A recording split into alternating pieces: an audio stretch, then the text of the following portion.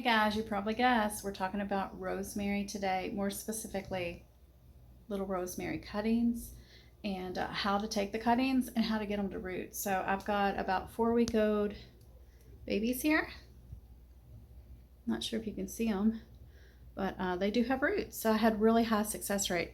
We're going to talk about the different methods. This is one method with water to get them to root.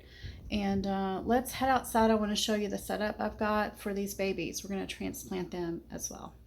Before we get those rosemary cuttings planted, I want to show you my most beautiful, gorgeous rosemary shrub. And I say shrub because it is like probably 4 feet tall and 5 to 6 feet wide. That came from one small little rosemary. I bought it like Home Depot or somewhere 3 years ago. And it's just grown prolifically because it's in the right location, getting the right amount of sun and the right drainage. Right now, I'm looking for some cuttings off of this one. I'm going to make some more cuttings because I like to have some for my plant sale in the spring. And you can see I'm just kind of bending the branches and getting a feel for which ones are most flexible. For me, the more flexible, the better it's going to root. This is my second rosemary plant, and it lives in the green stalk. It was actually a cutting that someone gifted me, I don't know, a couple years ago. It's lived in the green stalk. It has grown, done well. And this is where I got all of the cuttings that we're going to be working with today. So I'm walking up to the deck where I have a container of soil, fresh potting mix that has absorbed a bunch of this rainwater that was on the deck. So we're back inside, and I'm going to show you these little cuttings. I think it's been at least 4 weeks. I do change the water every 5 to 7 days. And let's look at the roots. So some of them are very microscopic, and then some are larger.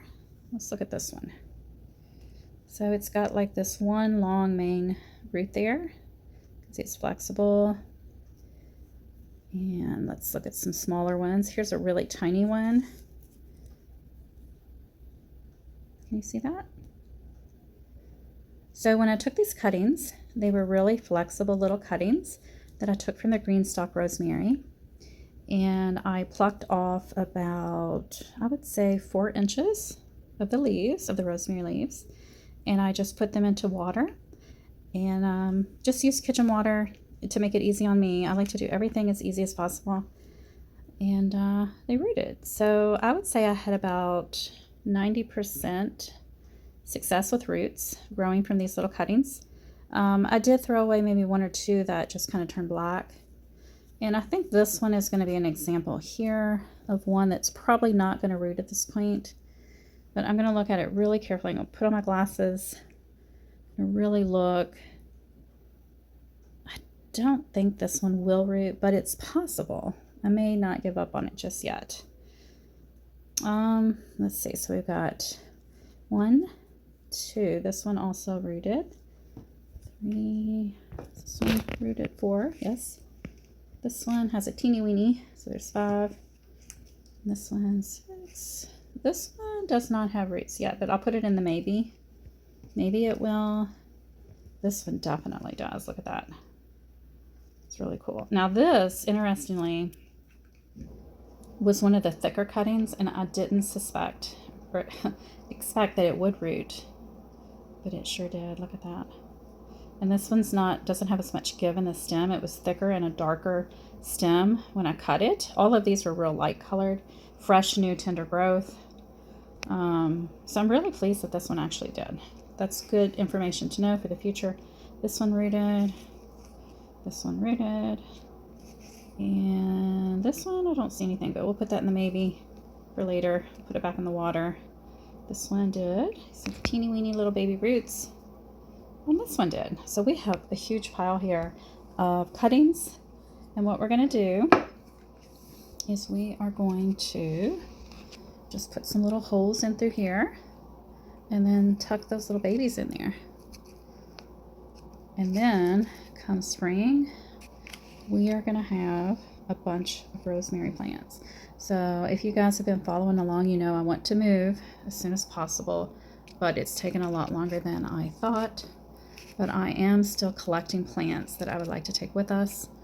And I would absolutely love to have an entire hedge of rosemary. I mean, wouldn't that be beautiful? And it's evergreen here. They keep their color, their leaves. It smells good. It's deer and rabbit resistant.